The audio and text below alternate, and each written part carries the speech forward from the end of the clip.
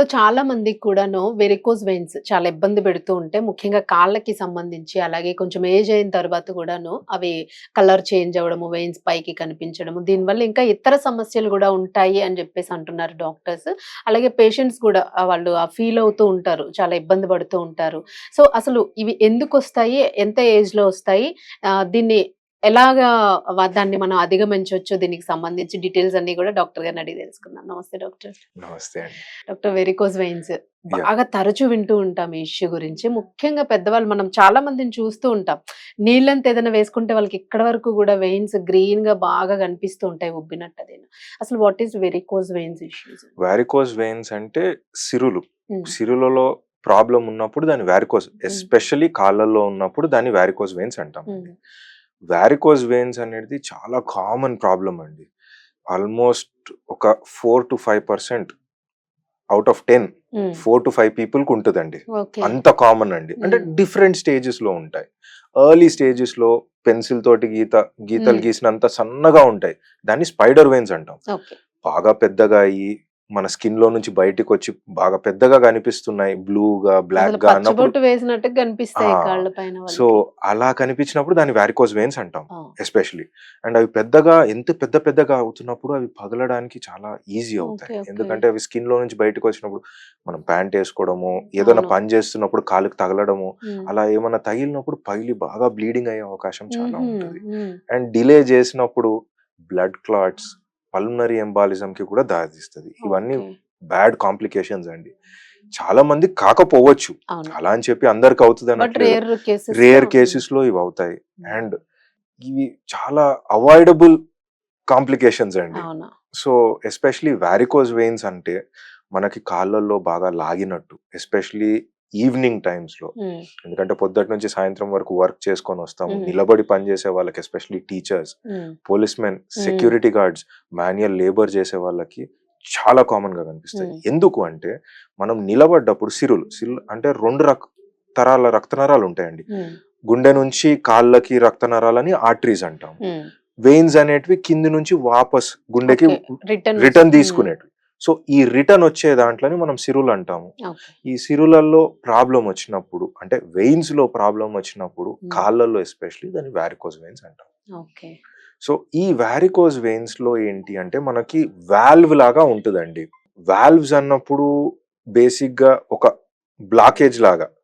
So అవి open చేసి blood ని పైకి పంపిస్తాయి towards the heart.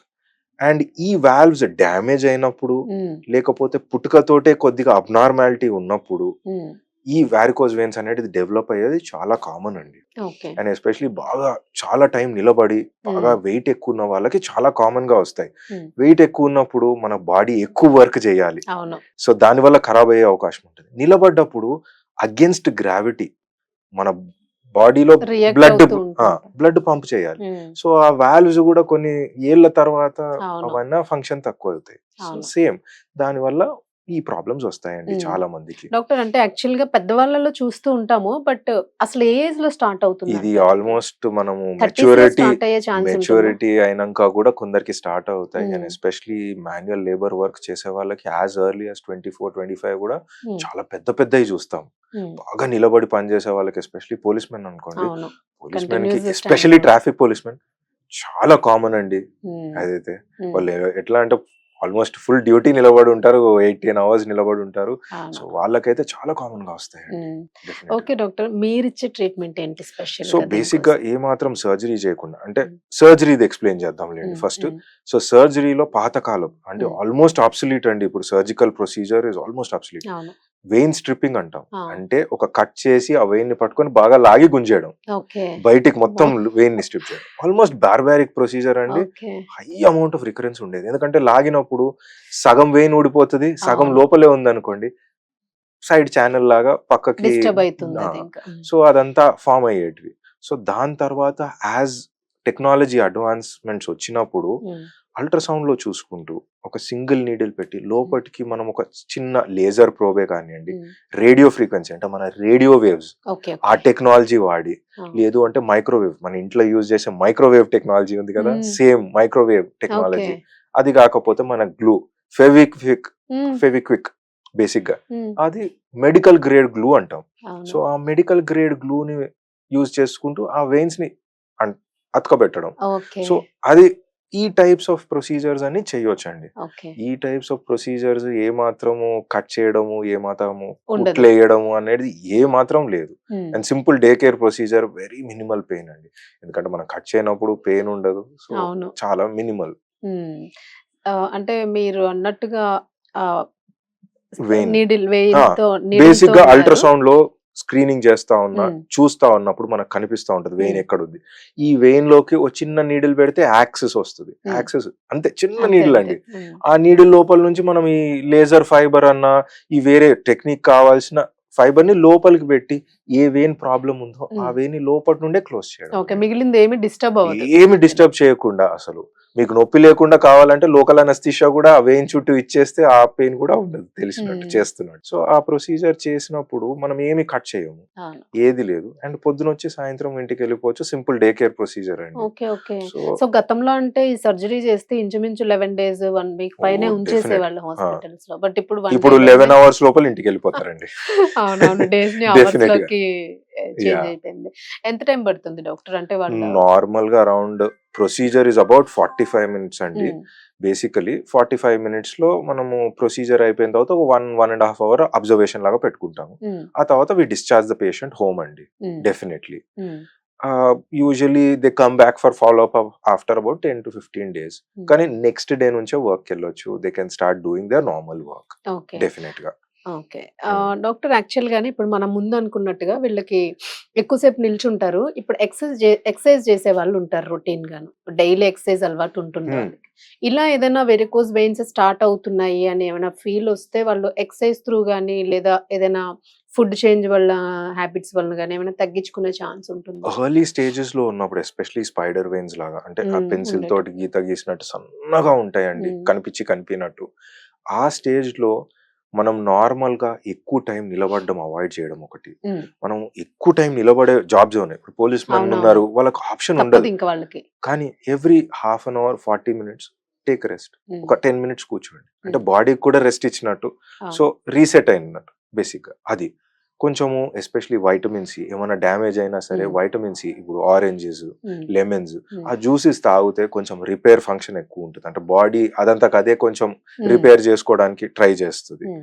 Early stages. And ఈ ఎస్పెషల్లీ కాఫ్ మసిల్స్. అవును. కాఫ్ మసిల్స్‌ని కొంచెం డెవలప్ చేసుకుంటే అంటే కొద్దిగా ఎక్సర్సైజ్ చేసి, హ్మ్. కొద్దిగా వాకింగ్ చేసి, కొద్దిగా జాగింగ్ చేయగలిగితే జాగింగ్ చేసి, హ్మ్. కొంచెం ఆ కాఫ్ మసిల్, థై మసిల్‌ని కొంచెం ఫిట్‌గా ఉంచుకున్నారనుకోండి, హ్మ్. ఆ మసిల్ యాక్షన్ వల్ల గూడా ఆ పంపింగ్ యాక్షన్ తీసుకుంటది. అవును.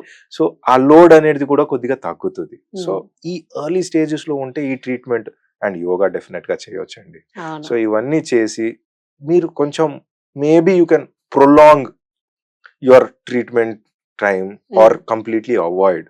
కానీ ఒక్కసారి యూజువల్లీ వారికోజ్ వెయిన్స్ స్టార్ట్ అవుతే మాత్రం ఇట్స్ ఎ ప్రోగ్రెసివ్ డిసీజ్ అవును. అండి. మెల్లమెల్లగా అదే ఒక్క వాల్వ్ ఖరాబ్ పాకుతూ అయింది ఉంటుంది. అంటే it will slowly start increasing slowly. హ్మ్. ఆ టైమ్ పీరియడ్ మనం ఇంక్రీజ్ చేసుకున్నా సరే it will be very good అండి బేసికల్లీ. హ్మ్. So that we can do. ఇది లేడీస్‌లోని, జెంట్స్‌లోని ఒకటే ఉంటుందా? సేమ్ అలానే లేదు. ఉంటుందా? ఇంకేమైనా లేడీస్‌కి డిఫరెన్స్? కొద్దిగా ఎక్కువ అంటే అవకాశం ఉంటది ఇది రావడానికి. హ్మ్. ఎందుకు అంటే నార్మల్లీ ప్రెగ్నెన్సీ టైమ్‌లో చాలా మందికి వెయిట్ కడుపు పెద్దగా ఉంటది. అవునవును. కడుపు పెద్దగా ఉన్నప్పుడు ఇవి రిటర్న్ వచ్చే వెయిన్స్ అండి.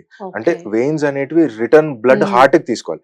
మన కడుపు పెద్దగా ఉన్నప్పుడు ఒత్తిడి కడుపులో ఎక్కువ ఉంటది. అవును. ఆ ఒత్తిడి ఉన్నందుకు ఆ వెయిన్స్ ఫంక్షన్ అనేటివి కడుపులో నుంచి దెబ్బతిన్నందుకు కింది వైపు ఓకే. పనిచేసే అవకాశం కొద్దిగా తక్కువ ఉంటది. హ్మ్. సో, ఇది ఎస్పెషల్లీ వెయిట్ గెయిన్ కొద్దిగా ఎక్కువ వెయిట్ ఉన్నోళ్ళ వాళ్ళకొస్తది. అండ్ ఎస్పెషల్లీ కడుపు పెద్దగా ఉంటది కాబట్టి ఆ ప్రెగ్నెన్సీ టైమ్‌లో కొద్దిగా వచ్చే అవకాశం చాలా ఉంది.